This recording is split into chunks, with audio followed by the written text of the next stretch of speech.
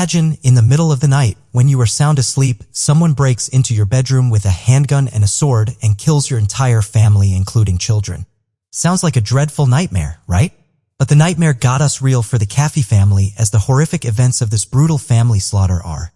This is the story of a sociopathic 16-year-old girl with an antisocial personality disorder who plotted the murder of her family with her teenage lover and later went on to have sex with her accomplice while her house burned down to ashes.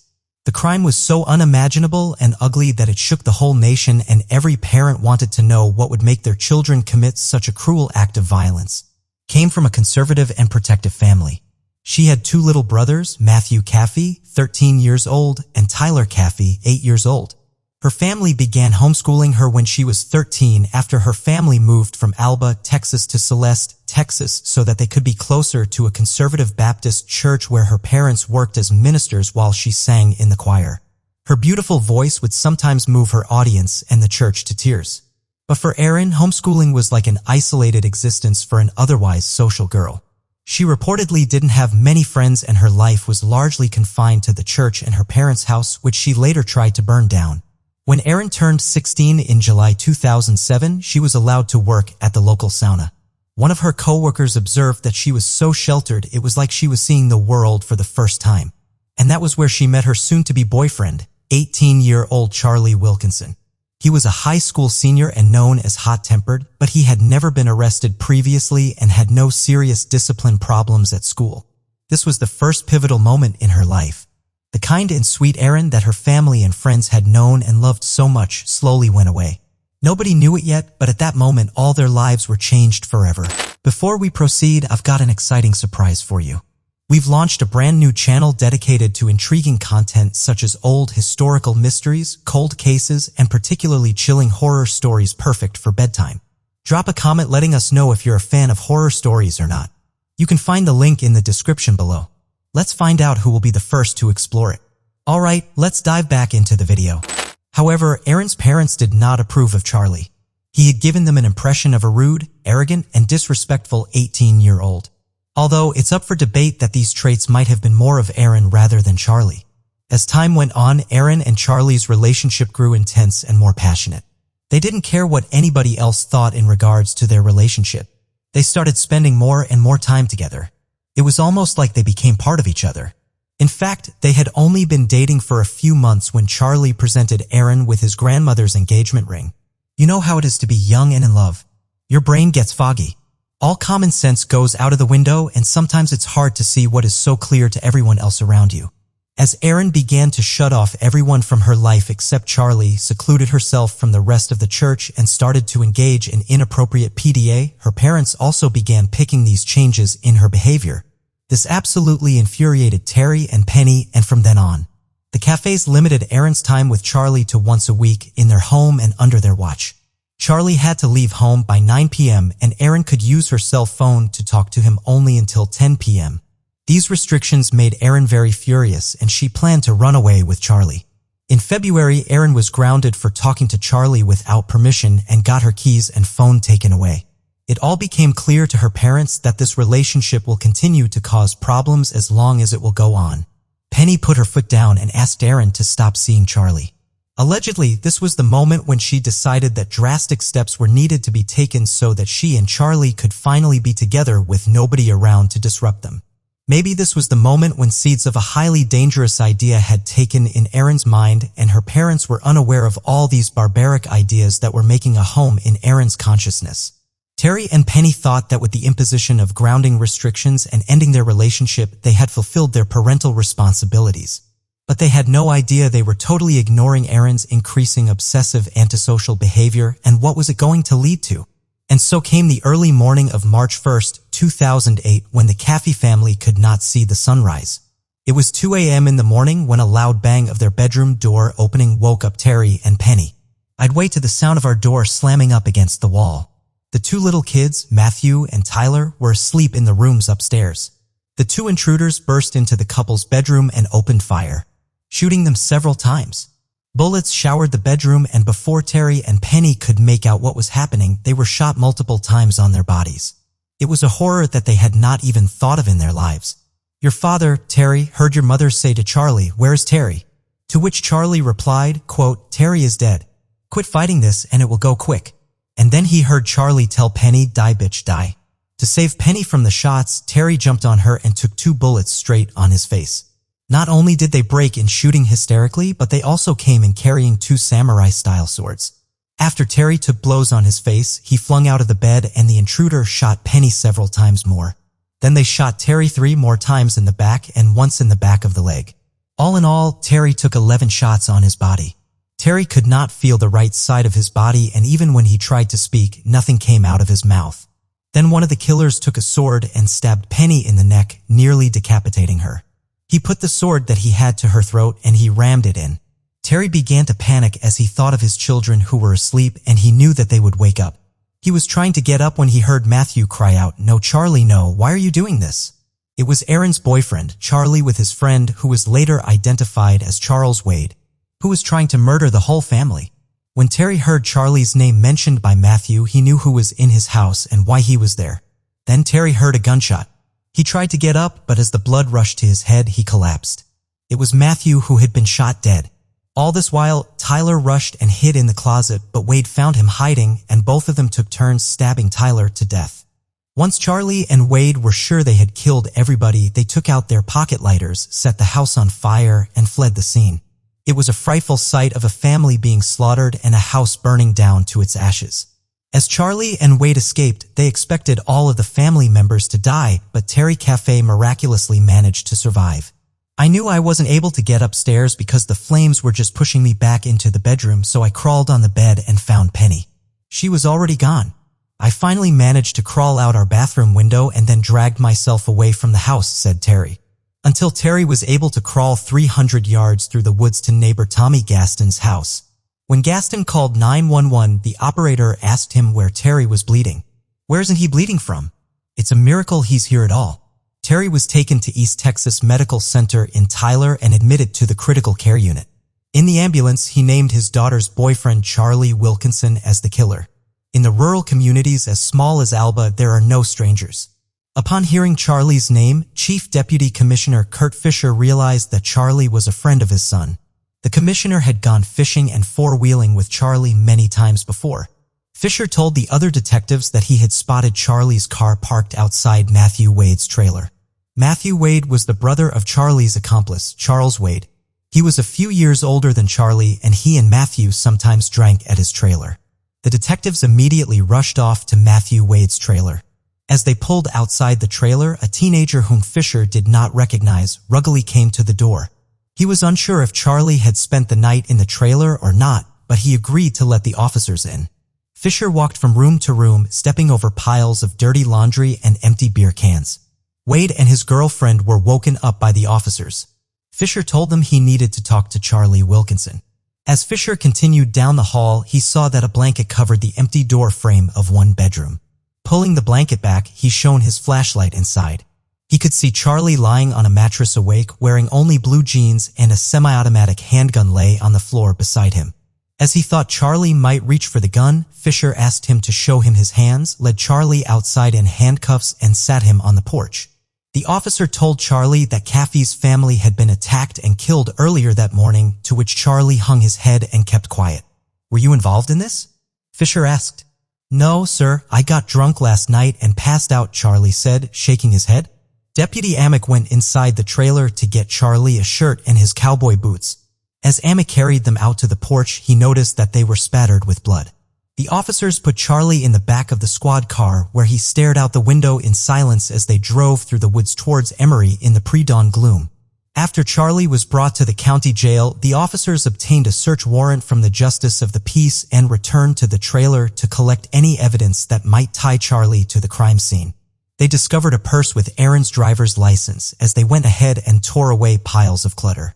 They saw a pile of blonde hair peeking out from the heap. Assuming that they had found a doll, they grabbed the hair into their shock. It was a teenage girl lying in a fetal position facing away from the officer. The officer demanded that she show her hands and stand up. He recognized from the driver's license that it was Erin Caffy. Erin immediately began asking where she was, and she didn't remember how she got there. She claimed that she had been drugged the night before and didn't remember any details. The only memory she had was that of a fire, two men in black with swords, and drinking something. After the drink, she couldn't remember anything. Memories of earlier in the night were also blurry. The police officers initially felt sorry for Erin and praised her strength. However, as the story unravels, it would come to the light that this was not the case. Erin was taken into custody and sent for a physical examination. As there was no trace of drugs in her blood and there was no sign of smoke inhalation, it was soon clarified that Erin had lied about what happened to her that night. Although Erin's father believed that Charlie did this to seek revenge from the Caffy family because the Caffys had restricted Erin from seeing him, Charlie's version of the story differed from his. Charlie claimed that he did this for love rather than rage. He did not do it for revenge. He did it because Erin asked him to. Charlie soon blurted out his accomplices' names. Charles Wade and his girlfriend Bobby Johnson. They were promised $2,000 by Erin. In less than 24 hours, all four suspects, Charlie Wilkinson, Charles Wade, and Erin Caffey and Wade's girlfriend Bobby Johnson, were in police custody, and they were all talking. According to the boys, Charlie, Erin, and Wade were driven to Caffey's home by Bobby. They wandered around the house for a long time before they were scared away by the house's dog, who immediately started barking loudly. Erin called Charlie repeatedly, forcing him to come back and kill his parents. She said she would bring the dog inside so it wouldn't wake anyone up. But as the boys were still hesitant, Erin snuck out with them in her pajamas. Bobby drove them to a cemetery where they sat for an hour and planned the murder of the Caffey family. Charlie said that he tried to convince Erin to run with him instead, but she insisted that she wanted them permanently gone. And not just her parents. She wanted her little brothers killed too, as she said they were annoying. They drove back to the house again. This time, Erin took care of the dog and sat in the car with Bobby outside the house while her friends carried out the murder of her family inside. Once Erin had the confirmation that her parents were gone, she gave Bobby and Wade the combination to the lockbox in which the money was kept. They also took $400 from Terry and Penny's wallets. As the plan was being executed, Erin's words were, "Holy shit, that was awesome," and she celebrated the death of her family by sleeping with their killer the same night. Erin was under arrest but denied plotting the murder. She couldn't be questioned immediately as she was a minor, and she didn't agree to speak with investigators. So she wrote a statement claiming that she was forced by her boyfriend into this act and she was just going along with it. Erin was sent to a juvenile detention center where she was held on murder charges. On January 2, 2009, she was sentenced to 2 life sentences plus 25 years for capital murder. Charlie and Wade were sentenced to life imprisonment without any possibility for parole. Bobby, on the other hand, was sentenced to 40 years in prison. Terry Caffy, the only member of the Caffey family who survived that night, except for Erin, still visits his daughter's jail and fights for her early release. To this date, he cannot believe that his daughter could do such a thing. Maybe because during those jail visits, Erin has told him a different story of her innocence. Terry later went on to remarry and now has 1 more biological child and 3 adopted children. He even wrote a book on the horrors of that night. It's called The Terror by Night, The True Story. Erin's case is no less than an alarm for mental health issues among teenagers, and this case goes to the extremes of it. Erin showed extreme signs of antisocial personality disorder during all those years of her relationship with Charlie. But her parents didn't seem to notice the severity of symptoms. What do you guys think? Was this a case of bad parenting? A teenage romance gone wrong? Or a sociopath manipulating her boyfriend for her evil desires? Let us know your thoughts in the comments below. Have you ever wondered of being murdered by someone you love deeply? I hope not, but there have been some unfortunate people who suffered that fate. Today, we will be looking at how a sweet and passionate love story turned into a tale of tragic homicide. Emma Jane Walker was a 14-year-old high school student. She was a delightful young lady with a very close-knit family and friends who loved her to death. Emma got admission into the Knoxville Central High School, Tennessee, just 2 years before her death. Her friends described her as having a bubbly and fun personality. She was the only one in her junior year to get selected for the Central High cheerleading team. She had a bright future and she wanted to become a nurse. Amidst her charismatic personality, Emma craved love. Therefore, while cheerleading, she caught the attention of William Riley Gall. William was 2 years older than Emma and was a star football player of his team. At that time, Riley was already dating a girl, but broke up with her to be with Emma. It was a perfect love story, a popular football player and a cheerleader. They both seemed to be head over heels in love with one another. Emma's friends described Riley as a bit shy but extremely possessive about her. Their love story made Central High's headline as Emma kept posting on social media how happy she was with her boyfriend. Emma's parents also described Riley as a very sweet and generous guy who always made their daughter laugh. Despite their approval of Riley, they kept a close check on their daughter's phone so the couple wouldn't cross any limits. Fast forward a few months later, Riley's behavior started changing immensely as he started controlling whatever Emma did. Her parents saw this toxicity in their daughter's relationship and decided to step in and take her phone away. This did not stop Emma from contacting Riley as he gave her an iPod Touch with which she would text her boyfriend secretly. 2 years had passed and Emma was 16 years old now. Her relationship with Riley kept getting worse day by day. Riley would text her things like, "You are dead to me and I won't ever see your face again. You know that I love you." It was getting harder for the Walkers to see their daughter suffering because of her boyfriend.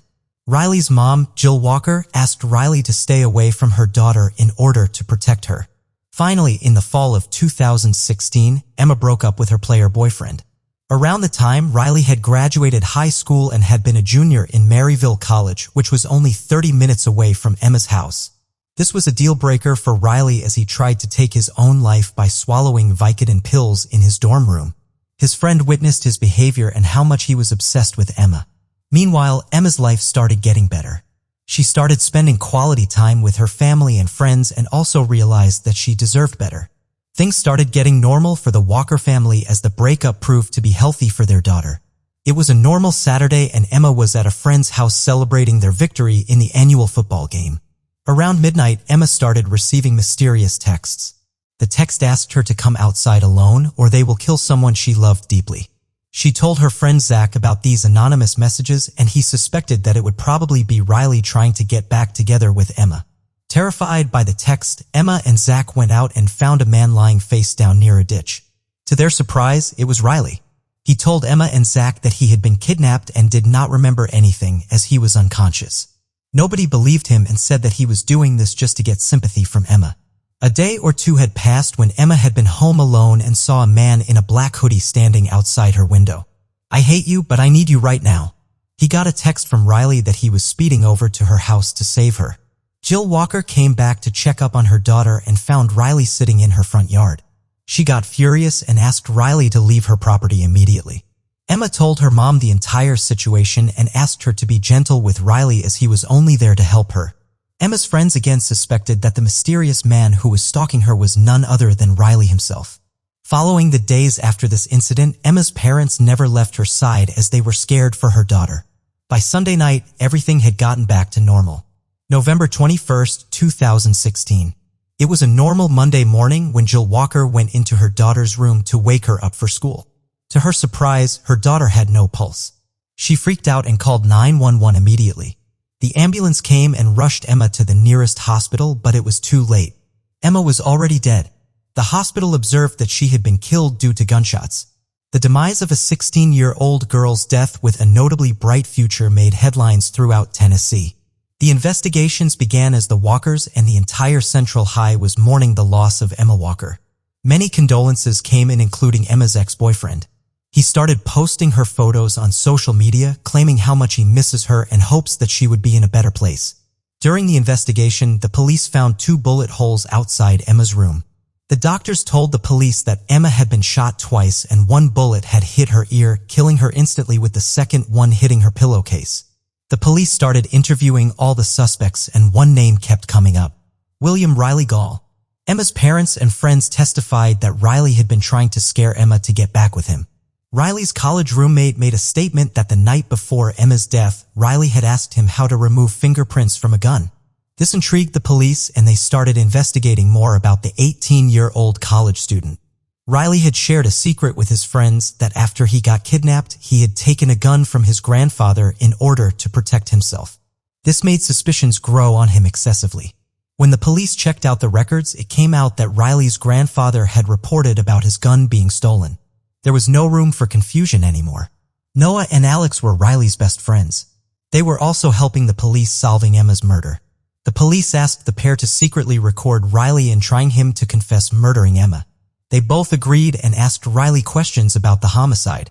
Riley asked his best friends if they would help him get rid of the gun in the Tennessee River as he could go to jail because of that. It was all clear at this point that Riley was the one who murdered his ex-girlfriend. The police took him into custody and asked him questions regarding the murder.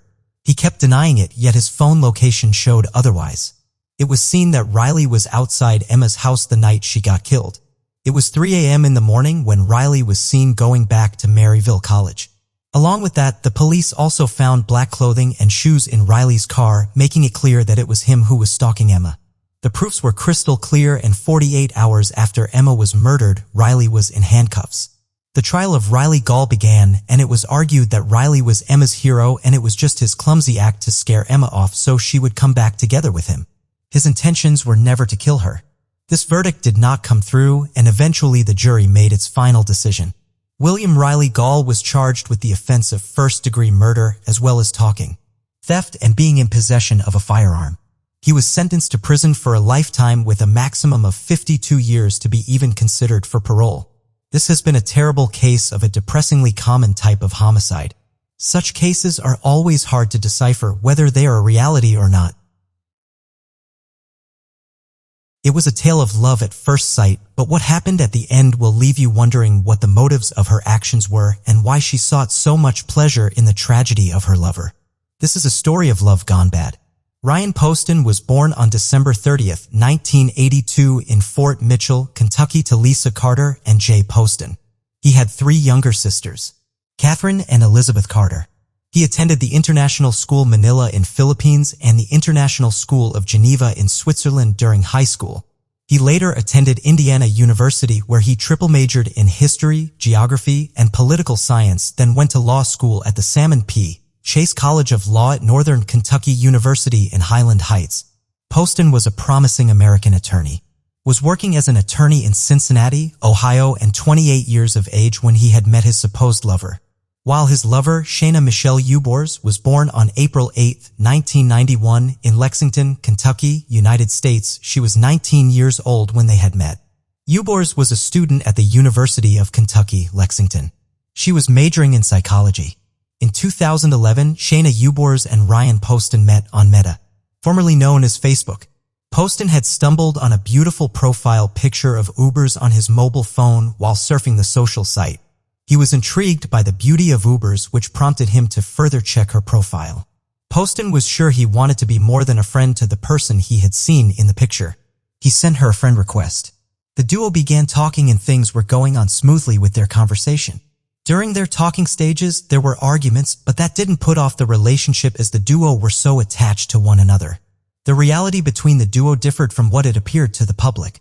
However, the two shared an on-again, off-again romance for 18 months, often arguing over trivial matters. Poston and Ubor's on-off relationship was noticed by friends of the duo, which helped in figuring out what was going on. What transpired when things got out of hand? Something bizarre happened which turned a supposed beautiful evening into a mourning evening. During the recount, viewers before the major incident that happened in the story, she claimed on October 12, 2012, she was in the condo of her lover ex-lover Poston. The duo was reported to have ended the relationship between them before the ever-mentioned date. On the said date, her ex-lover had a date with Miss Ohio USA 2012 Audrey Ball that evening. Ubor at some point had claimed her relationship with Poston was abusive, and that was one of the main reasons the relationship with him didn't work out. On the evening Poston was to meet with Miss Ohio USA 2012 for a date, things went sour with him and Ubor, his ex-girlfriend. In the pace of the evening, Ubor claimed Poston was calling her mother stupid and crazy. She further said he called her unstable and deranged, which triggered her and she decided to leave his condo. But things didn't go as planned as it came for her as she approached the exit of the condo. Ubor said Poston grabbed onto her body, onto her person, with both hands. She claimed he had picked her up from an awkward angle in the house and threw her from the doorway of his bedroom into the other room to the edge of the short sofa. In the ensuing struggle, Ubor said Poston fell on her and pinned her against a footstool, thereby grabbing her hair and screaming into her left ear. She thought he was going to snap her neck because of the way he was jerking her head around. Ubor claimed all of his weight was on her at this point and there was no way for her to escape for her life. In a further recount by Ubor, she claimed Poston had pushed her against the TV in his room. But during the investigation of the crime scene, the TV set was in a perfect condition, which contradicted her story. To get herself free from the pinning weight Poston had on her, she claimed to have punched him with her right arm. And when she did, it knocked the glasses off his face. She could get herself free, and the duo wrestled standing up. Ubor, during her trial recount, said, "Before things got messy, Poston was standing over her and grabbed the gun that was sitting on the table and pointing it at her and saying, 'I could just kill you right now and get away with it. Nobody would even know,' she said. She was shocked and afraid at the same time. Despite Poston's words, he didn't shoot. Instead, he set the gun back on the table and continued to yell hurtful things at her. She was losing it, and to defend herself against Poston, she shot him 6 times. But what the investigator discovered was something that would leave you wondering what could have transpired between the two that evening. After Ubor had shot her ex-lover 6 times, she called the police immediately to report what had happened. She dialed 911 and told them she shot him in self-defense.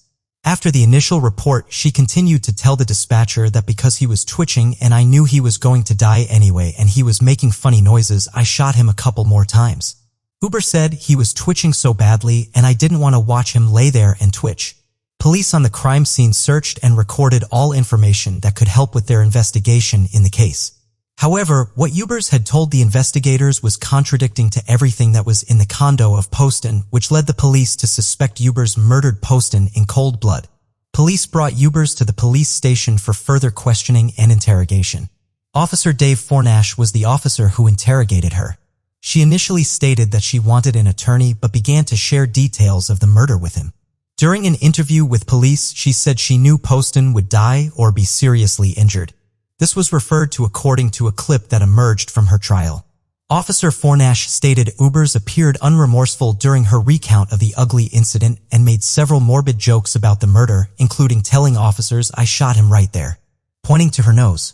"I gave him the nose job which he had always wanted." After the back and forth between the interrogator and Ubor, he left the interrogation room and Ubor's behavior got stranger at this point as she danced around the room, singing aloud and snapping her fingers as she had just won a huge sum of the money from a lottery ticket. With all of Ubor's actions and what she had recounted, it was evident that she had an active motive for killing Poston, which the police couldn't find out.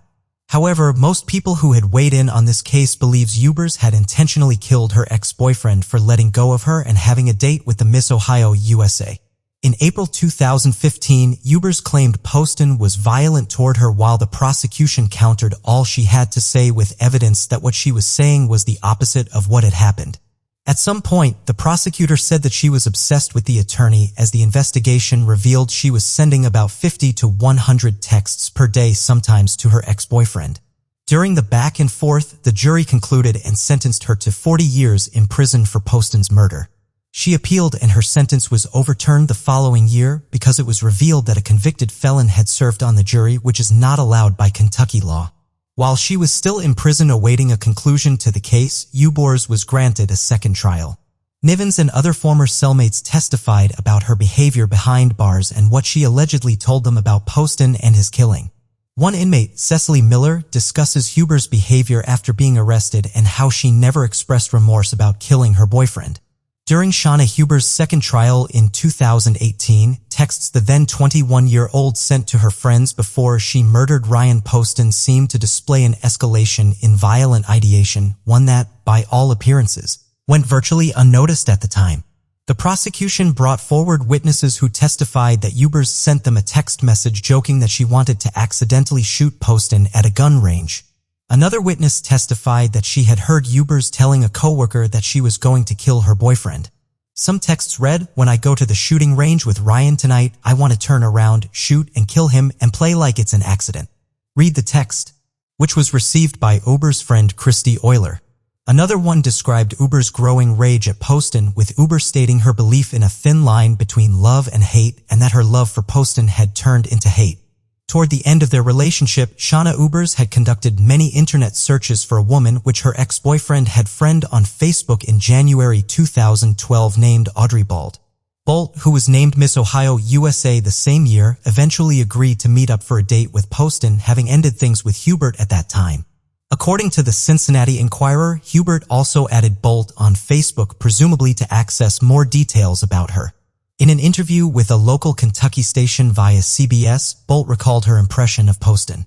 She recalled, Poston, it seemed, was also as excited and enthusiastic about the proposed date, but he reportedly told his stepfather Peter Carter that he was struggling over how to tell the Ubers about it, effectively putting the final nail in the coffin to their year-and-a-half-long relationship. I told him to make sure that he was kind to Shaina and that he told her honestly what was going on, said Carter at Uber's second trial in 2018 per CBS, before recounting how Poston had also expressed worry that Ubers would ultimately sabotage it, describing her as always around. Tragically, Poston would be murdered by Ubers only hours before he was due to meet Bolt in person.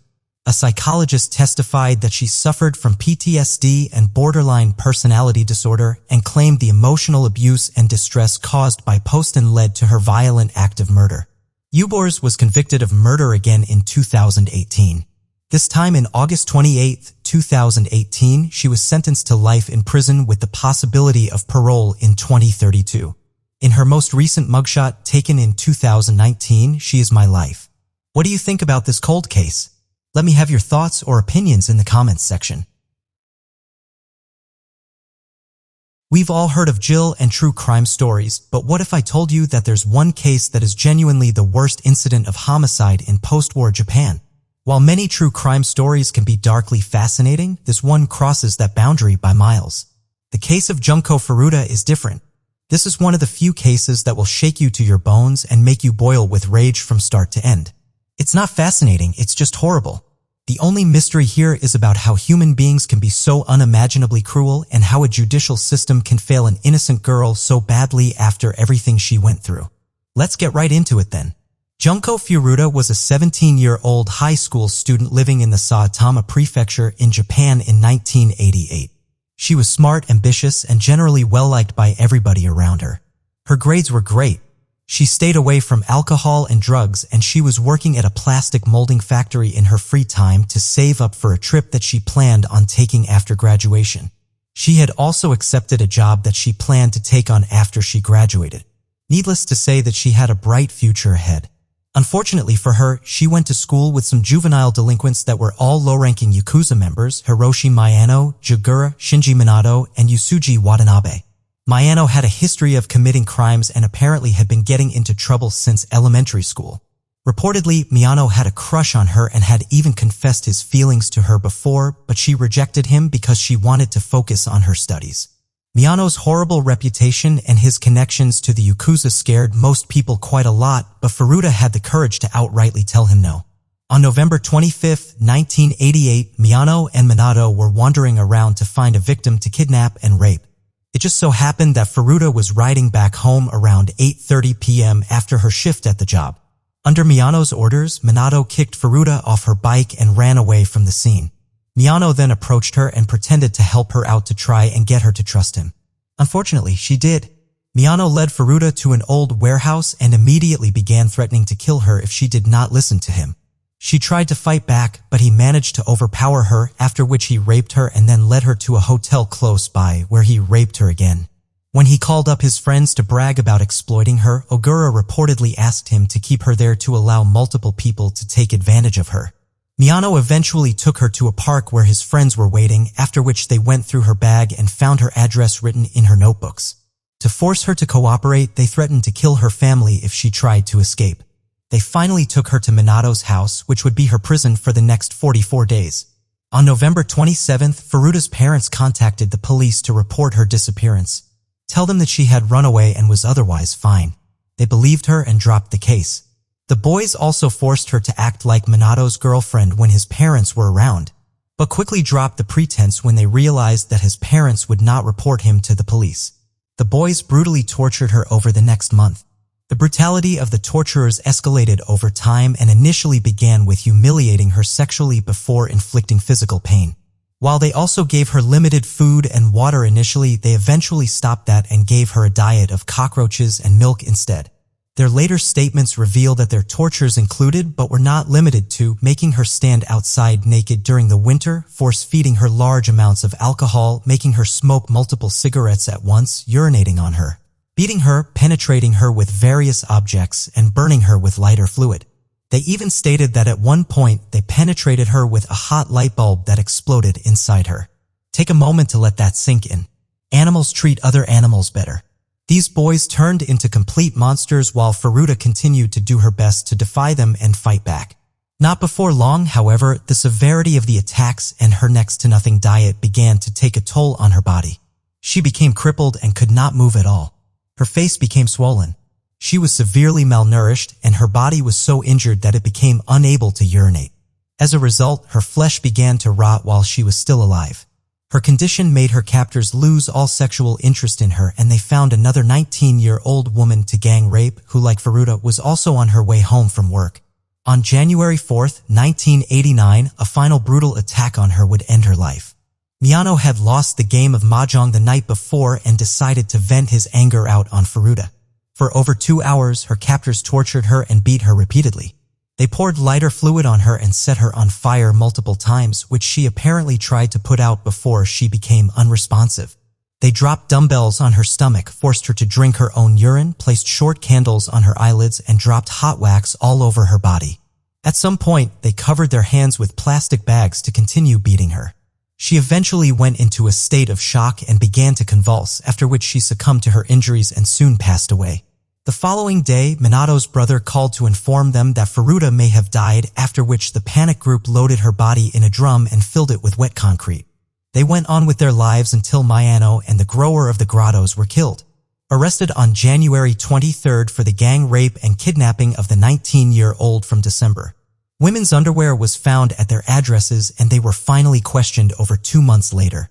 During their interrogation, Miyano thought that one of the officers knew about his role in Furuta's murder, thinking that Ogura might have confessed.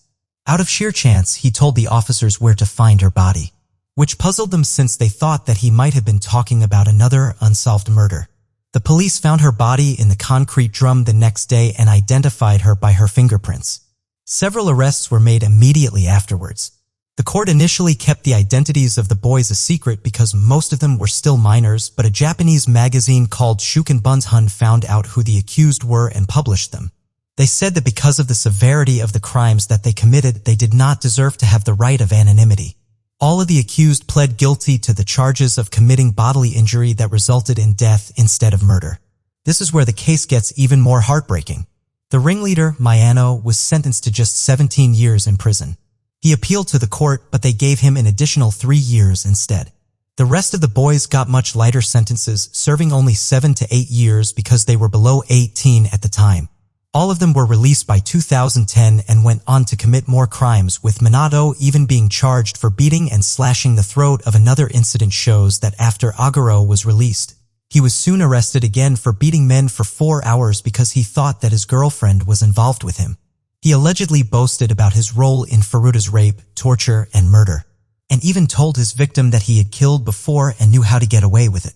Furuta's grave was also vandalized numerous times by Yagura's mother later on because she believed that her son's life was ruined by her. Yeah, this case is beyond messed up. I know that while researching for this video, I was disturbed for days. It really makes you think about how messed up we have to be as a society to let the convicts of such a ghastly crime off so easily. Because guess what? If you don't give monsters like this the punishment that they deserve, it only encourages them to commit more heinous crimes. They learn that their actions have little consequence. Yep, this case really had the worst kind of resolution ever. What makes this case so unimaginably horrible is not just the gruesome treatment Junko went through for 44 agonizing days, but also that she never got the justice she deserved even over 30 years later. Her rapists, torturers, and killers still walk free in Japan today and have carried out more crimes since then. To give you some perspective, people who have gotten arrested for carrying marijuana have received longer sentences than these actual monsters.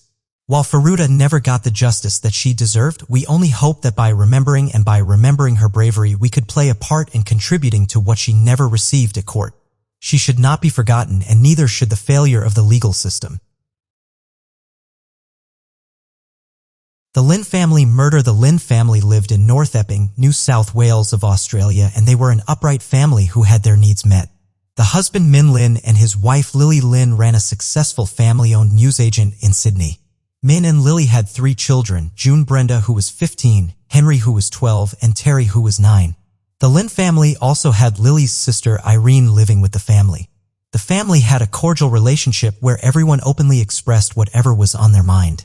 It was a family with no secrecy as they lived and worked together. Things were all smooth and rosy for the Lin family before something unexpected happened which ruined the family forever. During the early hours of one Saturday morning in July 2009, when the busy shop of Lin's family didn't open for business, it was odd for almost everyone who knew the shop. However, Caffy, who was also Lily's sister and happened to work in the news agency, began to receive calls from curious customers about why the shop was locked.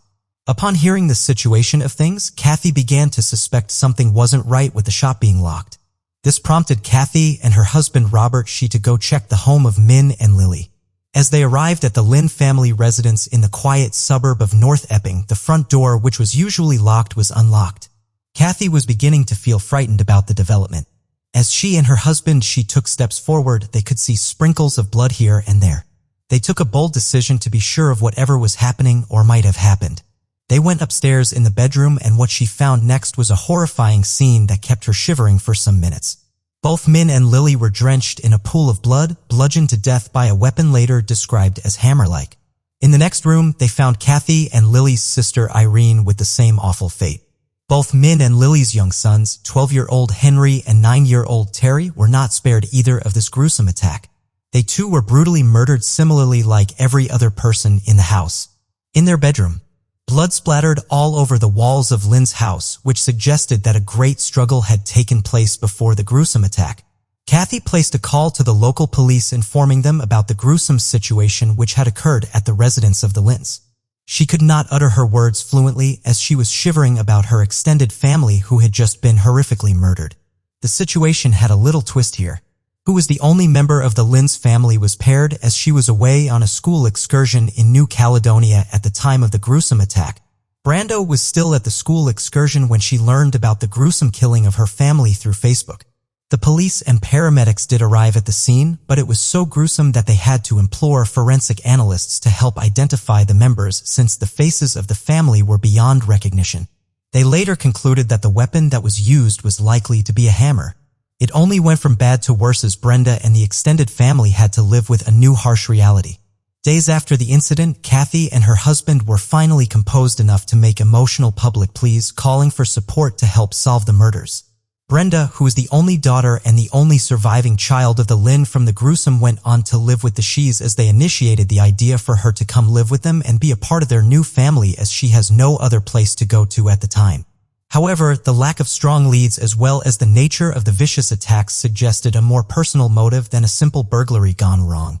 The authorities turned to family members and possible connections for their investigation.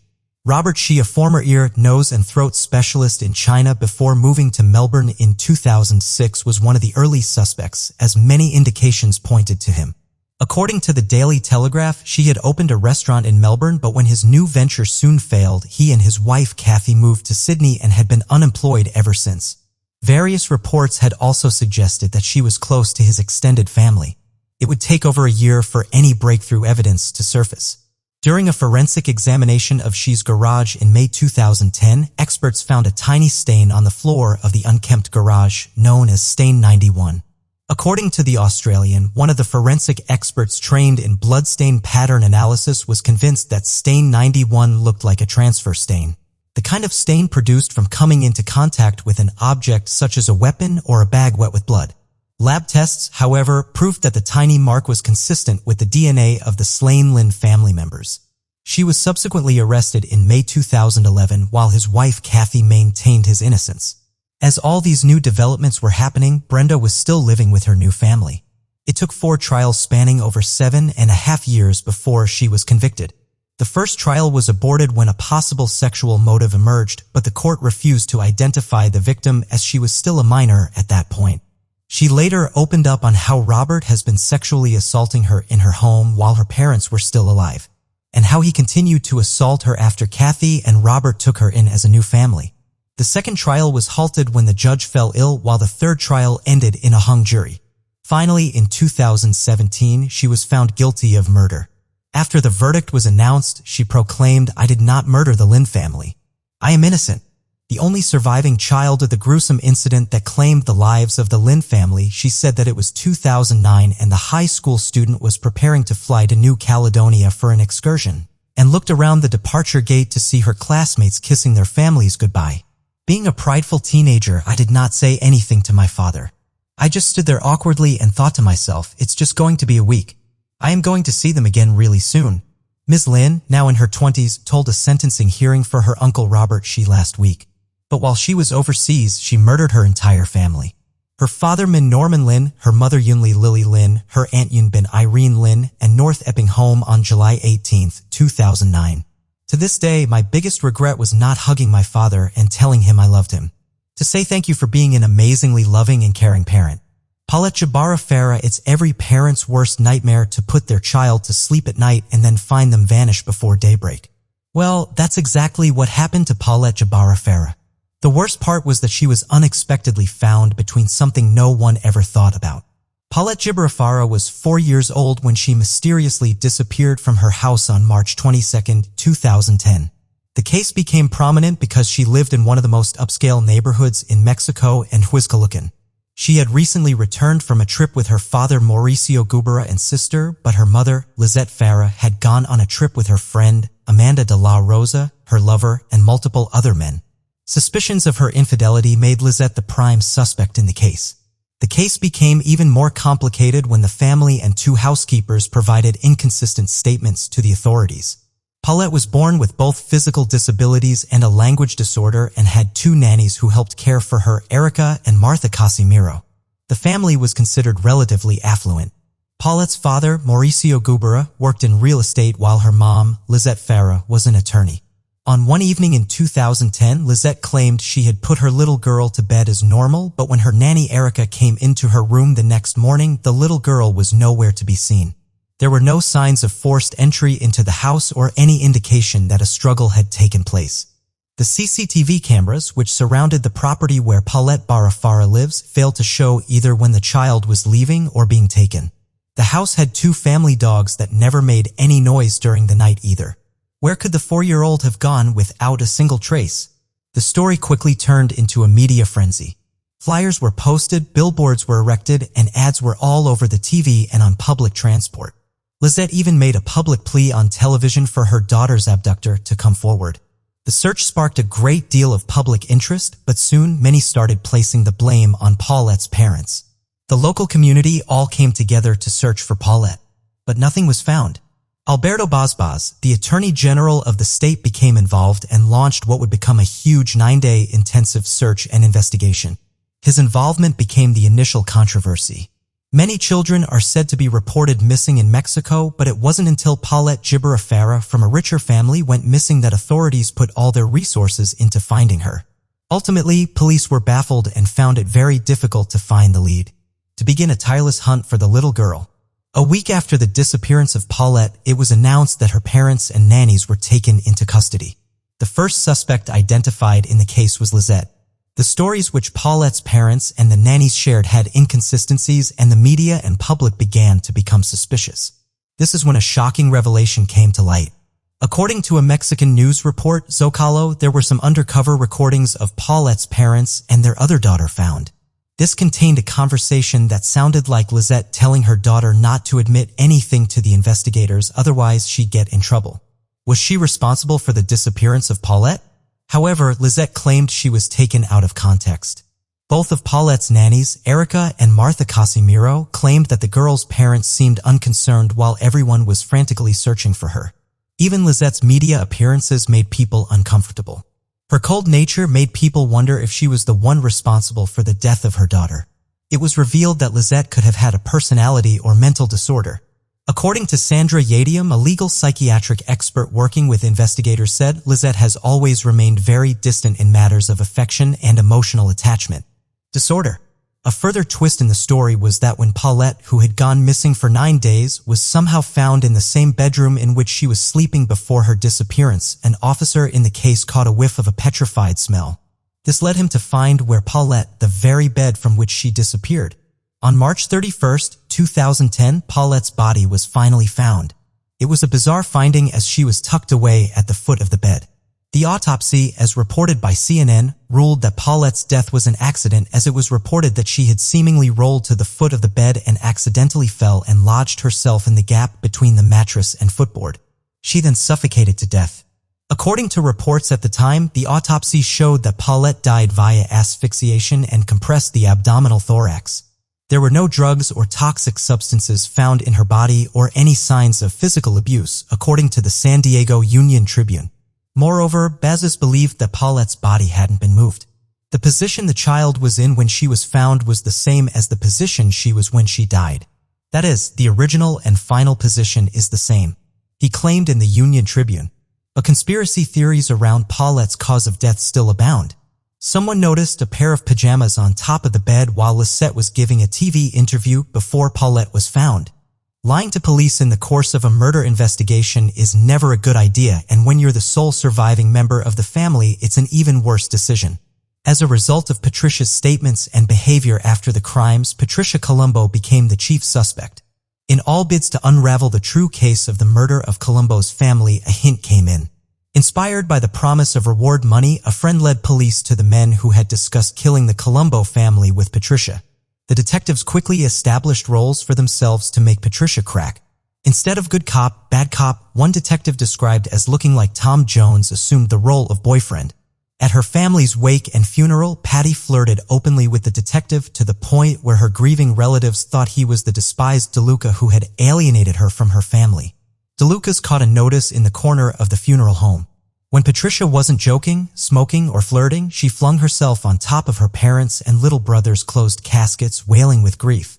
After the couple was arrested, DeLuca's employees revealed that they had seen him washing and burning blood-stained clothes on the day after the murders.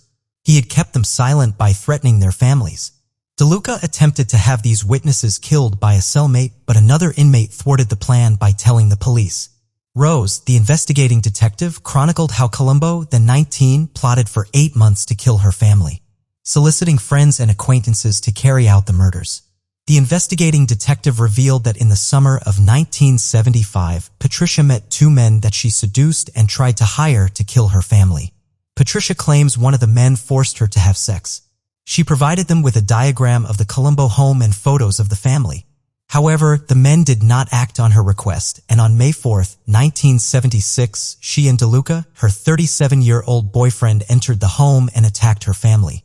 During the course of interrogation, Patricia revealed that she wanted to beat her father to the punch, claiming she feared he had ordered a hit on her and her lover. Evidence revealed that the duo were willing participants in the murder, with Patricia acting as a decoy to be admitted to the house. When Frank Columbo opened the door and turned around, DeLuca entered and shot him with a .32 caliber handgun. During a detailed narration of how the incidents occurred, it was revealed that DeLuca, who did the shooting, shot Frank, who had been killed first as he tried to escape by running up the living room stairs. Patricia plunged in her father with a bowling trophy. Mary was found cowering in the bathroom, her favorite room in the house, where she had once lovingly hand-painted each bathroom tile with gold filigree, who had been shot dead center between the eyes. Patricia or DeLuca slit her throat just in case the bullet didn't take care of her. Although the Cook County medical examiner said that Mary was probably dead before she even hit the floor. The last victim was Michael, who had slept through the initial gunshots. The two woke Michael up and stood him upright, half asleep in his bedroom, while DeLuca shot him. Patty then stabbed Michael 87 times with her mother's sewing scissors. They said at first glance it looked as if Michael has had a case of the measles, until they realized that the measles were dozens of tiny red gashes. DeLuca admitted to shooting the victims. However, Columbo to date has not owned up to her part in the murders. A few days later, Patty was charged with 3 counts of first-degree premeditated murder.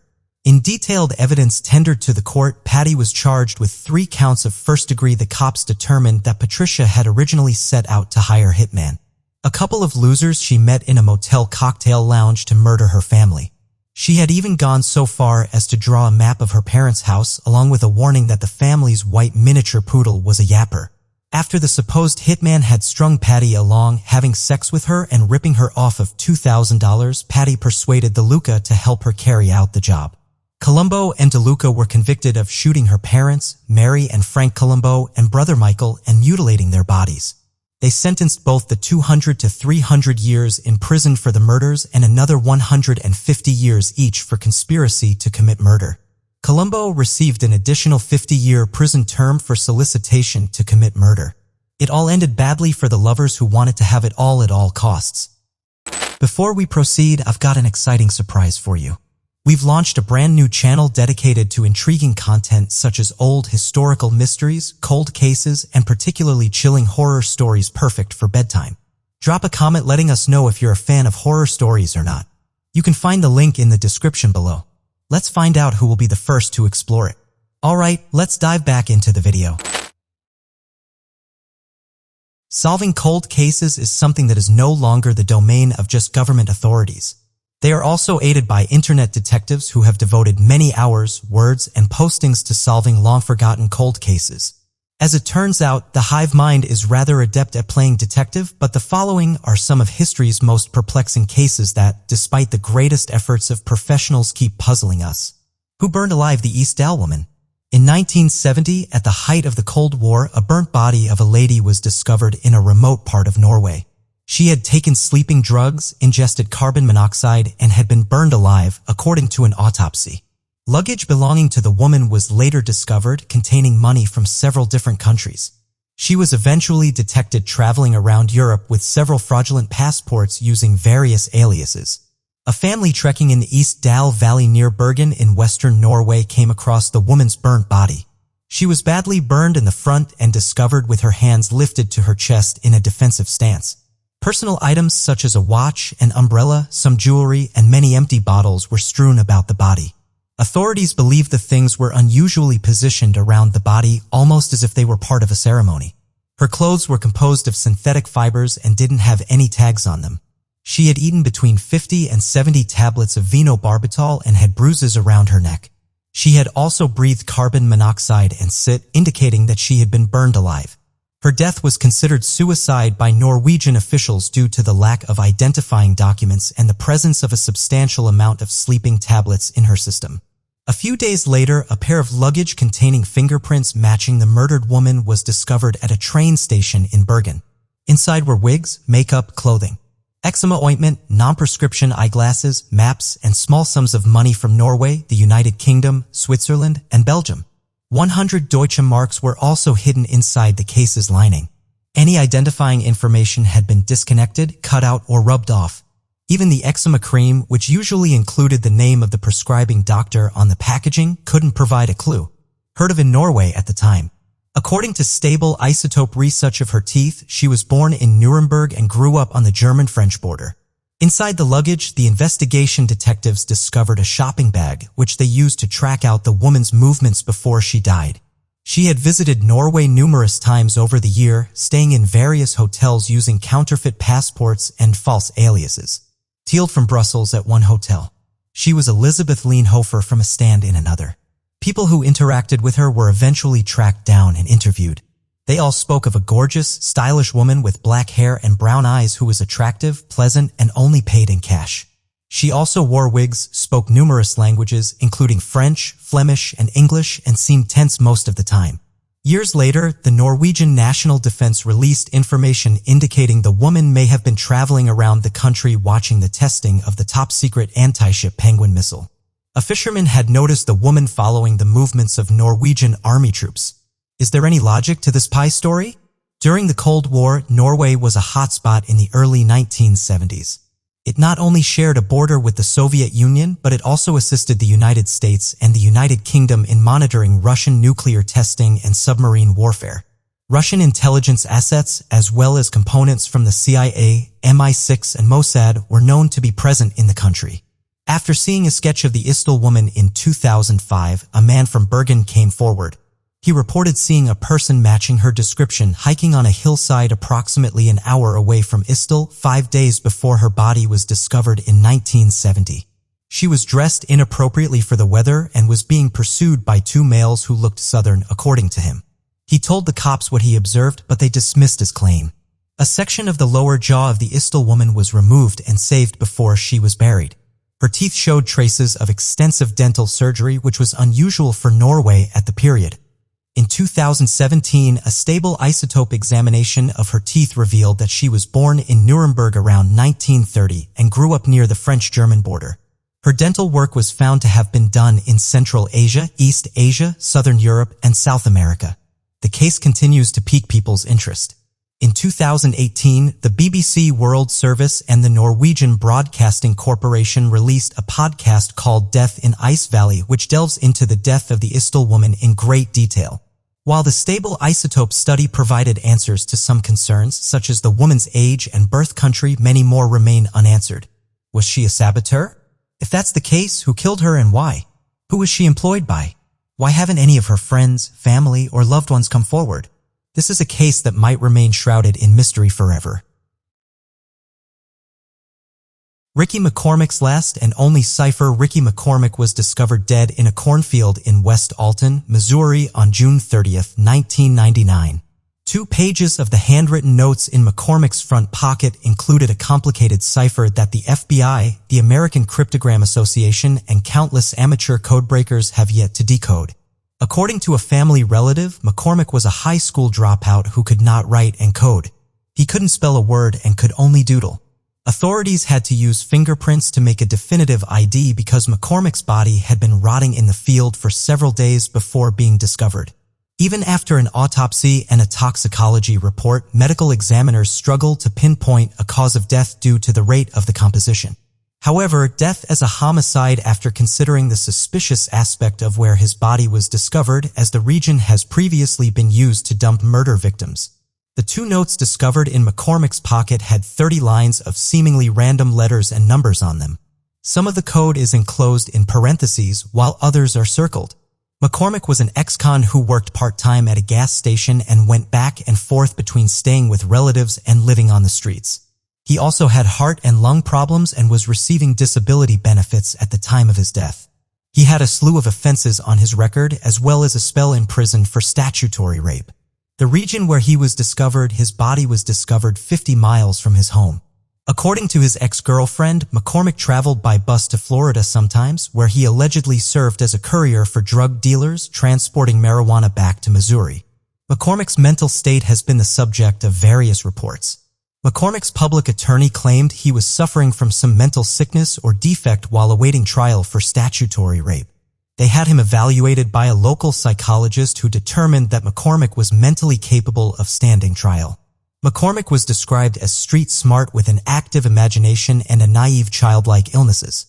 McCormick's fiancée reported a few days before his death that he was agitated and apprehensive after returning from a cocaine smuggling job in Florida. In the days leading up to his death, he visited various hospitals for treatment of chest problems and asthma. Some investigators believe he wasn't asking for medical help, but rather a safe place to remain since he feared his life was in danger. The FBI's Cryptanalysis and Racketeering Records Unit had spent all of its efforts cracking the encryption by 2011. In a 2011 statement, the FBI stated breaking the code could expose the victim's whereabouts before his death and potentially lead to the solution of a homicide. According to some family members, Ricky had been writing in code since he was a child. The notes are said to be real by experts, including the FBI agent in charge of the case. Small characteristics in the handwriting, such as circles around sections of the code, document potentially a to-do list. According to the FBI, the most difficult aspect of this case is that McCormick most likely wanted the notes to be read only by him. Unlike him, other well-known ciphers, such as the Zodiac Killer, wished for their codes to be solved at some point. Of course, there's a chance McCormick didn't develop the code. Specialists haven't been able to establish the notes are in his handwriting decisively. It's also that the code was developed for him by the drug traffickers for whom he worked, or that he was simply carrying the cipher from one location to another without realizing its significance.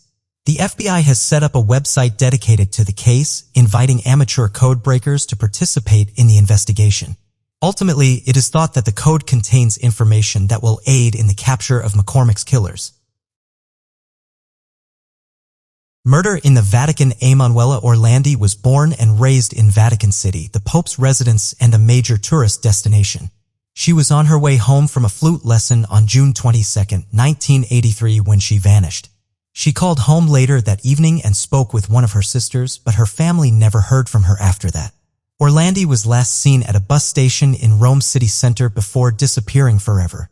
In July 2019, forensic researchers discovered a strangely empty crypt while searching for Orlandi's remains.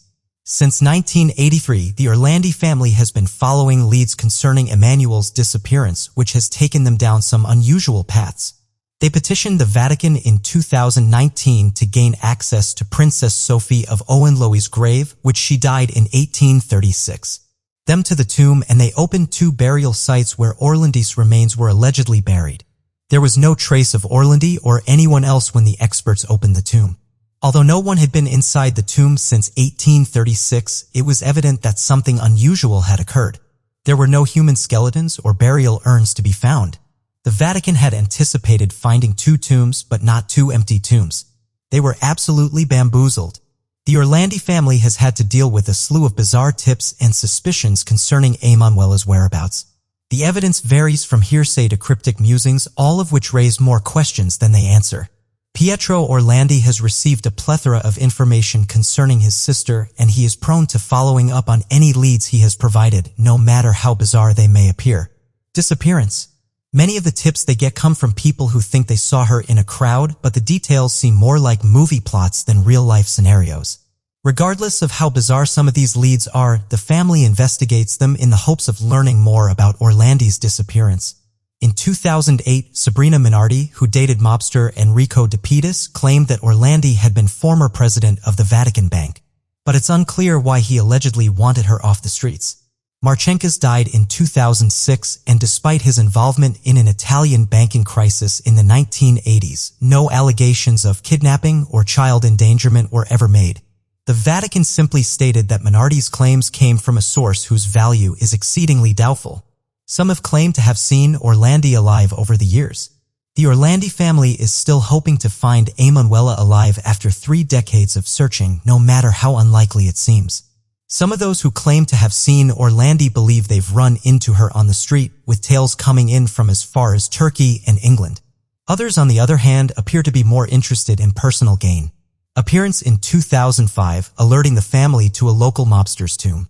To solve the case, go see who's buried in the crypt of the Basilica of Sant'Apollinare, the caller stated, referring to the burial of former mobster Enrico De Pitis, who died in a gun duel in 1990. The same caller stated that Cardinal Ugo Paulette, Rome's vicar general at the time, ordered Orlandi to be taken off the streets. The tipper, however, did not provide any additional information on Paulette's involvement, nor did he provide any evidence to back up his claim. When forensic experts explored the grave, they discovered not just De Pitis's remains, but also numerous more bones. To Orlandi at the time, but no findings have been released. Despite all of the hints that have been thrown out to the press since Orlandi's disappearance in the early 1980s, no one has ever been arrested. Anonymous sources have mentioned several Italian mobsters in the news, but none have ever been officially linked to Orlandi. Mehmet Ali Agha's ludicrous assertions were essential in hindering the further investigation into the issue. Bulgarian spies and the KGB have also been blamed for the crime. In addition to the Grey Wolves and a nebulous Masonic organization, Roberto Calvi, one of the suspects, was discovered hanged in London just before Orlandi vanished. Everyone, including prominent members of the Vatican, seems to have an opinion about Emanuela Orlandi's disappearance. The Vatican's leading exorcist, Father Gabriel Amorth, believes Orlandi was kidnapped to parties and used as a slave. The allegation is debatable and Amorth has no evidence to back it up, but he is adamant in his conviction. In addition to his theories concerning Orlandi's presumed captivity, Amorth is convinced that someone from the Vatican assisted in her abduction and that she has since died. He told the publication La Stampa this was a sexually motivated crime. Parties were planned, with the Vatican gendarmerie serving as the girl's recruiter. Diplomatic staff from a foreign embassy to the Holy See were participating in the network. Fiel became a victim of the circle.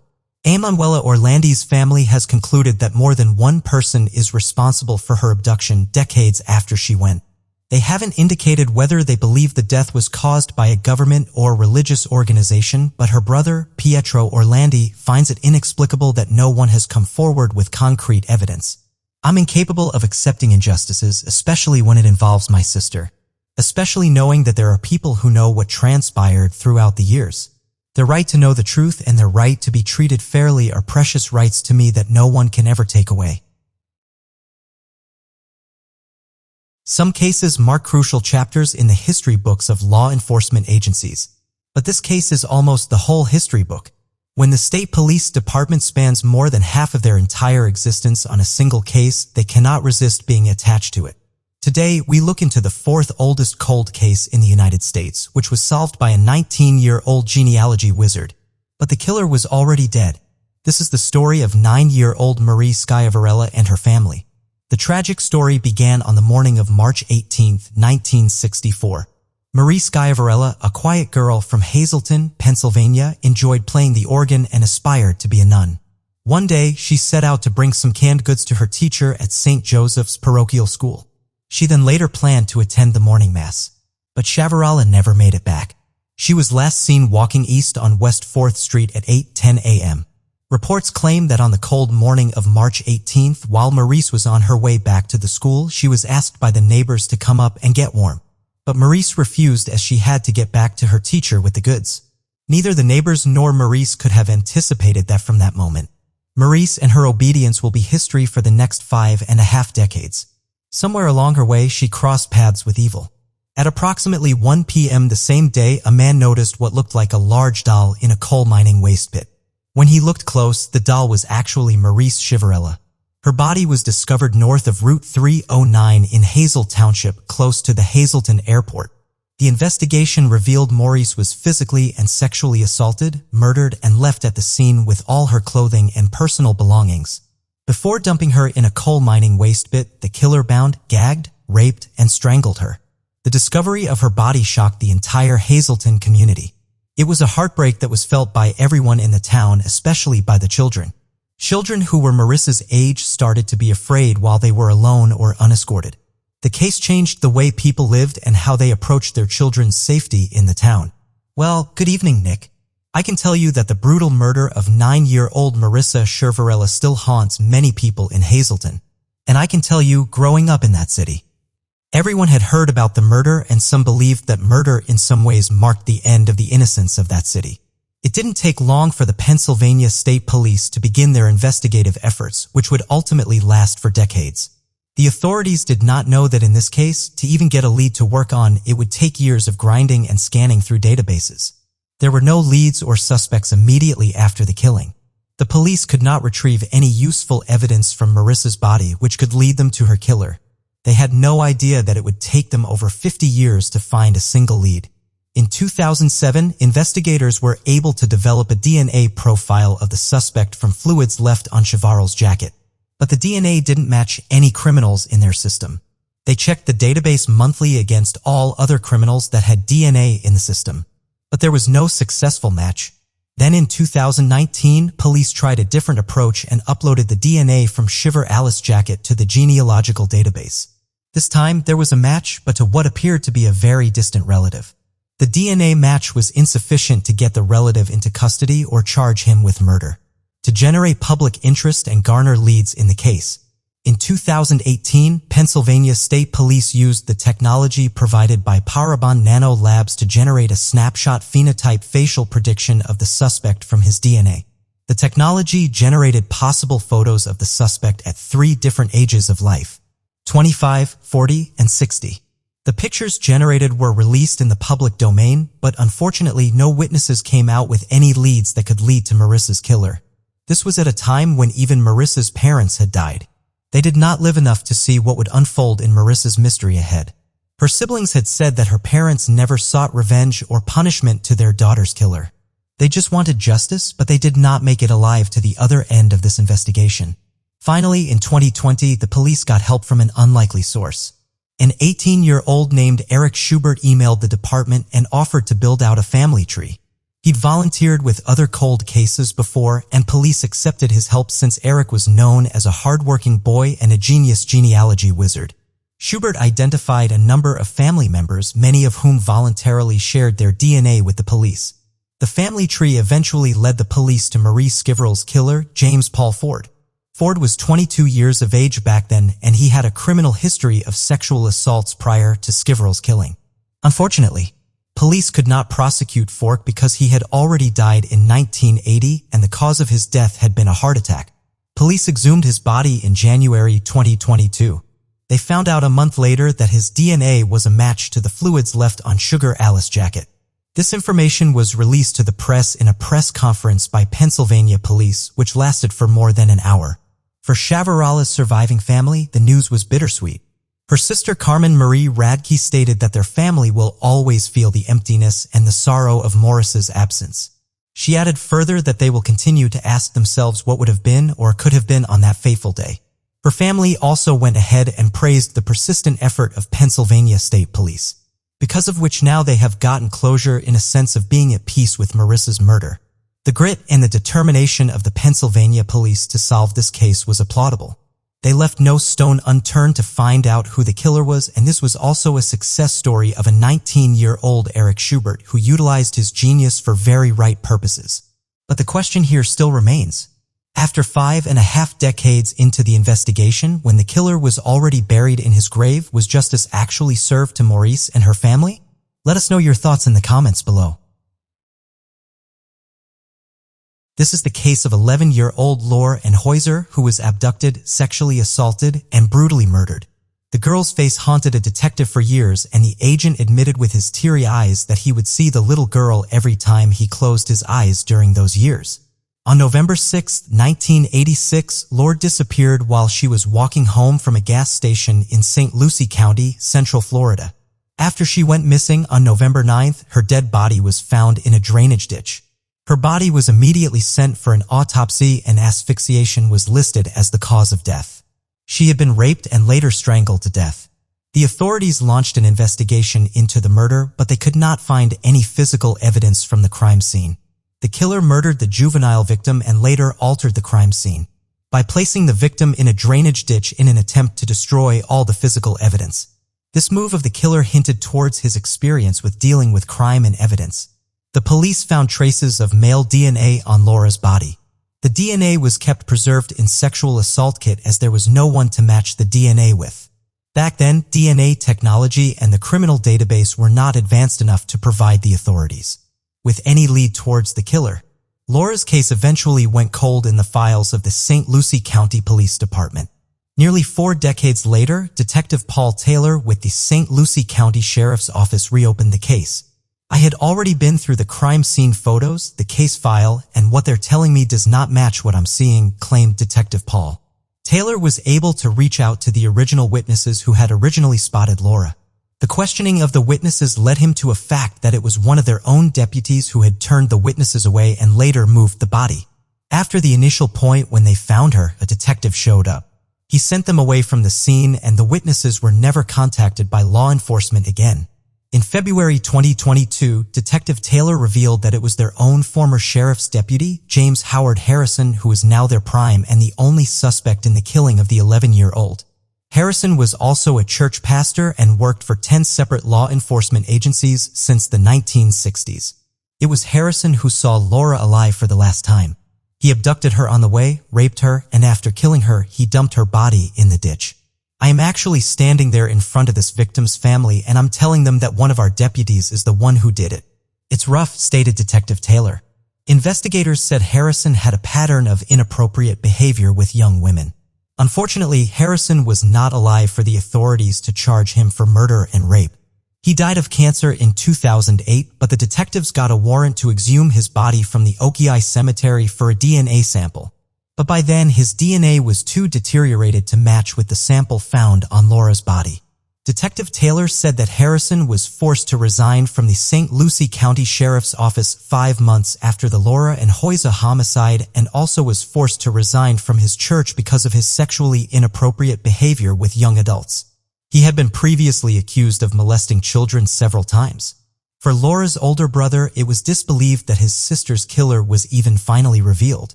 It naturally was like a dream. After all this time, you're telling me you're able to tell us who murdered our little sister, said her brother. The Heuser family said that they are so grateful to the detective Paul Taylor who solved this case with immense determination, but they were frustrated with what they believed was a shoddy investigation at the time Laura was killed. From our perspective, things were purposefully overlooked and not done. There were such humongous gaps in the investigation, claimed the Heuser family. The police department now claims that they are now checking their own cold cases around the state because they believe there were other victims of Harrison. What do you guys think?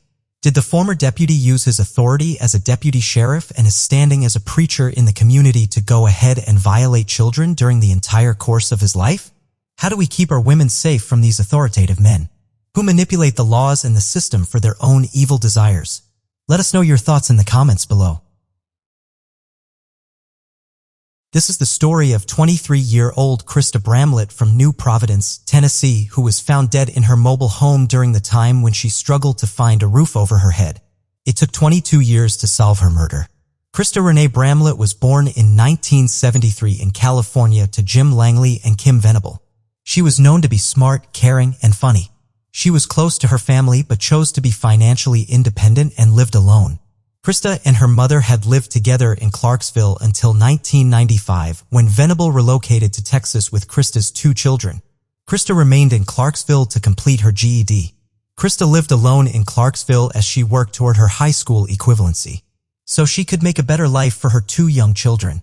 Her neighbors called her aloof, but her family called her warm and loving. On Monday, October 28, 1996, Krista's landlord stopped by her mobile home to check on fire damage from the week before when a trash can caught fire. Instead of looking at smoke damage, he saw her shoeless body laying in the flickering glow of a small color television in the living room. Jeff Pennington, the landlord, stated, "At the time of Krista's death, Clarksville police were investigating the killings of several women who had been killed in their homes. Police insisted that the killings were unrelated to this case. With Krista's death, the investigation started with the Clarksville Police Department Crime Scene Unit processing the scene and an autopsy by the Montgomery County Medical Examiner. The autopsy found Krista died by suffocation, and a rape kit found evidence of an assault. The Tennessee Bureau of Investigation developed DNA evidence, which was filed with the combined DNA index system. Around 6 detectives started with the neighbors, interviewing between 50 to 60 people to find potential witnesses. One neighbor said she saw Krista on October 27, 1996, sitting on her stoop like she always did. But Krista gave an aloof air, and people usually left her alone. Within a week, police had received nearly dozens of tips and they hoped to have an arrest soon, but the leads didn't go anywhere, there were no potential suspects found, and the years flew by without any arrest. The investigation resulted in more than 1,500 pages of documents. After 22 years, in February 2019, Clarksville police got the call they had been waiting so long for. There was a suspect in Arizona that matched the DNA from Chris' rape kit, 48-year-old Kenneth Hudspeth. Kenneth was an unknown to the police back in 1996, but they didn't suspect he could have had anything to do with Chris' death.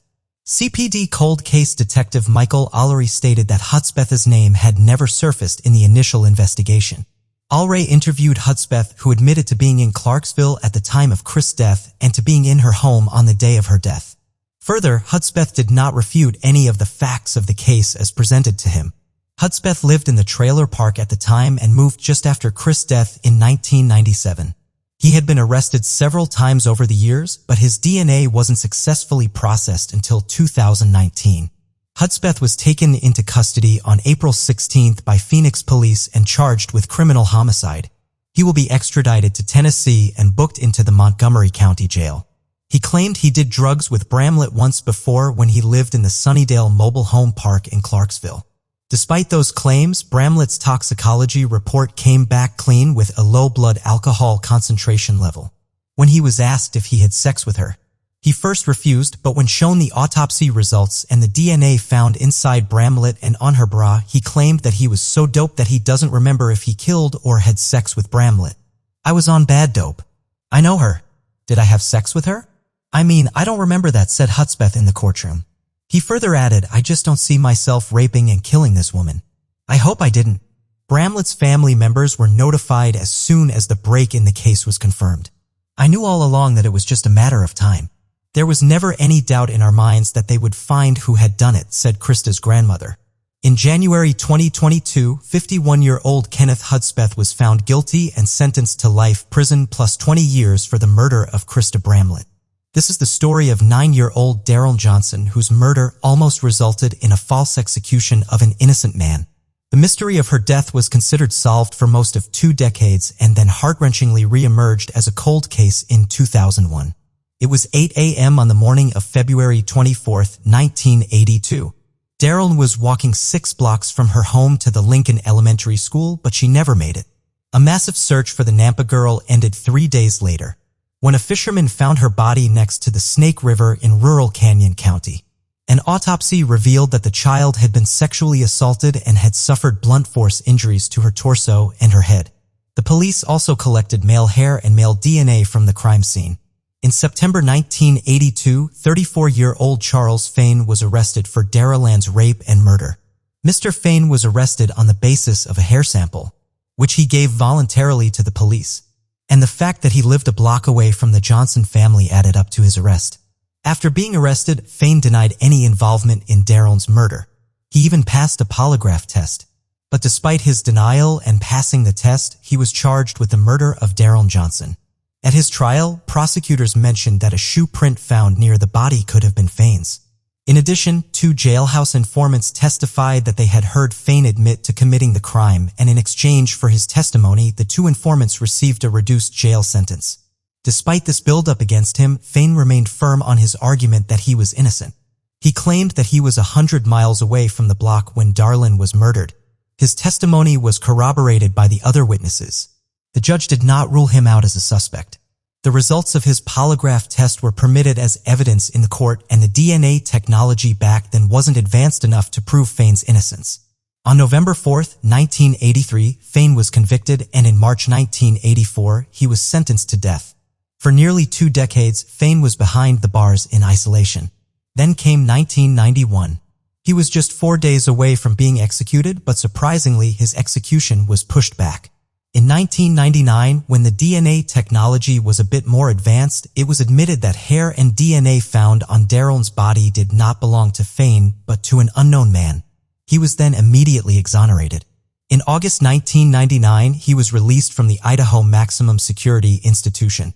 In 2019, investigators reopened the case, and in 2020, using genetic genealogy, they determined a 64-year-old suspect whose DNA matched with the sample found on the crime scene.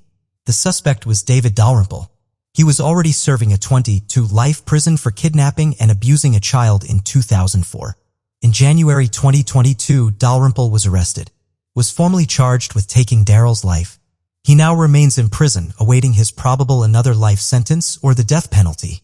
On the other hand, Charles Fain is doing well and received a sum of $1.4 million for the wrongful conviction, and with that amount, he recently bought a truck for himself. This is the story of Elisabeth Fritzl that shocked the whole world. Let us start the story with some background on Elisabeth's father, the Austrian pensioner Joseph Fritzl. He was an oppressive patriarchal figure in the family, and the fact that his daughter wanted to go out with her friends, party, kiss her boyfriends, and live her life bothered him to such an extent that he eventually took up criminal means to put chains around her. Joseph's grandfather had been married to a woman who couldn't conceive children. Because of this, the grandfather would have affairs with other women and then would coerce his wife into adopting the children they bore. Joseph's mother was one of those children, whom Mitri, a lawyer, described as unloving and sadistic. It's common that child abusers have often suffered child abuse themselves, and the people who mistreat other people have often been mistreated in various ways themselves. This is no excuse or a justification for the monstrous acts of Joseph, but just a speculation of what could have triggered his descent into pure evil. They are bred and fat over the generations.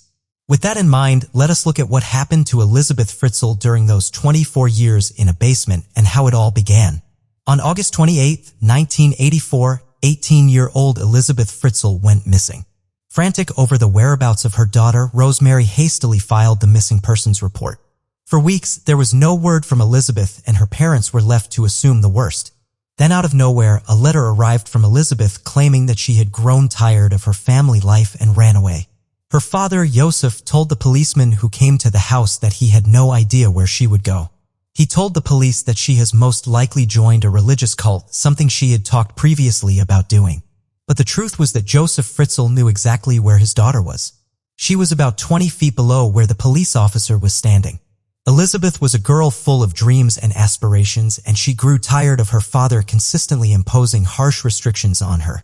She had previously expressed to her mother and her sister about her interest in leaving the family, traveling around the country, and starting a new life on her own as soon as she would turn 18.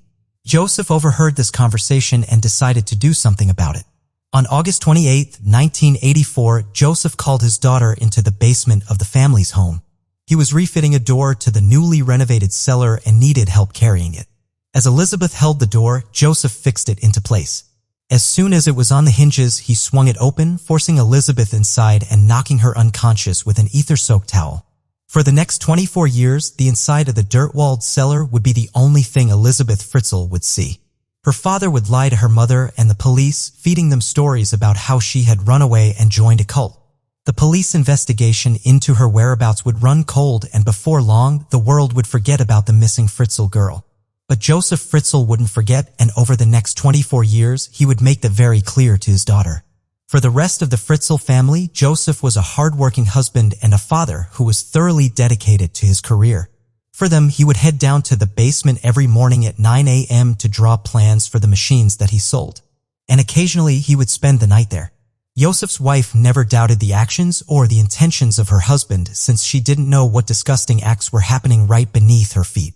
At the minimum, Joseph would visit his daughter in the basement 3 times a week. Usually, it was every day. For the first 2 years, he left her alone in captivity. Then he began to rape her, continuing the nightly visits he had begun when she had not even entered the adult phase of her life. 2 years into her captivity, Elisabeth became pregnant and she miscarried 10 weeks into the pregnancy. 2 years later, she fell pregnant again, this time carrying to term. In August of 1988, a baby girl named Kirsten was born, and 2 years later, she gave birth to another baby boy named Stefan. Kirsten and Stefan remained in the cellar with their mother for the duration of her imprisonment, and Joseph brought weekly rations of food and water for them. Elisabeth attempted to teach them with the rudimentary education she herself had and gave them the most normal life she could, under their horrific circumstances. Over the next 24 years, Elisabeth Fritzl gave birth to 5 more children. 1 more was allowed to remain in the basement with her. 1 died shortly after birth, and the other 3 were taken upstairs to live with Rosemary and Joseph. In order to conceal what he was doing from Rosemary, he staged elaborate discoveries of the children. He often placed them on bushes near the home or sometimes on the doorstep. Each time, the child was swaddled neatly and accompanied with a note allegedly written by Elisabeth claiming that she couldn't take care of the baby and was leaving it with her parents for safekeeping. Shockingly, social services never questioned the appearance of the children and allowed the Fritzls to keep them as their own children. Officials, on the other hand, remained under the impression that Rosemary and Joseph were the baby's grandparents. It is not known for how long Joseph Fritzl intended to keep his daughter captive in his basement. He had gotten away with it for 24 years. And for all the police knew, he was going to continue probably for another 24. However, in 2008, one of the children in the cellar fell ill. Elisabeth begged her father to allow her 19-year-old daughter, Kirsten, to get medical attention. She had fallen rapidly and critically ill, and Elisabeth was beside herself. Grudgingly, Joseph agreed to take her to a hospital. He removed Kirsten from the cellar and called an ambulance, claiming that he had a note from Kirsten's mother explaining her condition. She looked like a ghost. She was seriously ill, her only relative, a mysterious grandfather. The police eventually grew suspicious of Joseph and reopened the investigation into Elisabeth Fritzl's disappearance. They began to read the letters that Elisabeth had supposedly been leaving for the Fritzls, and began to see inconsistencies in them. Police questioned Kirsten and also asked the public for any information on her family. Naturally, no one came forward as there was no family to speak of. Whether Joseph finally felt the pressure or had a change of heart regarding his daughters, but on April 26, 2008, he released Elisabeth from the cellar for the first time in 24 years. She immediately went to the hospital to see her daughter, where hospital staff alerted police to her suspicious arrival. That night, she was taken into custody to be questioned about her daughter's illness and her father's story. After making the police promise that she never had to see her father again, Elisabeth Fritzl told the tale of her 24-year imprisonment. She explained that her father kept her in a basement and that she bore his 7 children. She explained that Joseph was the father of all 7 of them and that Joseph Fritzl would come down during the night, make her watch pornographic films, and then rape her. She explained that he'd been abusing her ever since she was 11. The police arrested Joseph Fritzl that very same night. After the arrest, the children in the cellar were also released and Rosemary Fritzl fled the home. She had allegedly known nothing about the events taking place right under her feet, and Joseph backed up her story. The tenants who had lived in the apartment on the first floor of the Fritzl home also never knew what was happening right beneath them. As Josef had explained away all the sounds by blaming faulty piping and a noisy heater. Prior to his trial, Josef confessed to the repeated rapes, claiming that the rape of his daughter was an addiction and the redirection of incestuous feelings he felt towards his own mother. He also claimed to be a loving, attentive father to the children he sired in the basement, bringing them books and stuffed animals, watching videos, and eating dinner with the children just like a family. At the trial, the father admitted guilt on an incest charge but pled innocent to enslavement and to the murder of his child. After he saw Elisabeth's taped testimony, he changed his plea to full guilt, acknowledging that his failure to secure medical care for the newborn may have directly contributed to the death. For his crimes, Fritzl was found guilty on all counts: negligent murder, enslavement, incest, rape, coercion, and false imprisonment. He was sentenced to life imprisonment in 2009.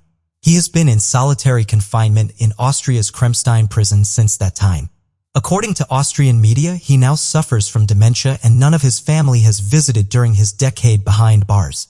Elisabeth Fritzl lives under a new identity in a secret Austrian village known only as Village X. The home is under constant CCTV surveillance and police patrol every corner. The family doesn't allow interviews anywhere within their walls and has declined to give any information about themselves. Though she is now in her mid-50s, the last photo taken of her was when she was just 16 years of age. How do you form an intimate relationship after the people who are supposed to protect you have done so many horrible things to you? What do you guys think? Let us know your thoughts in the comments below.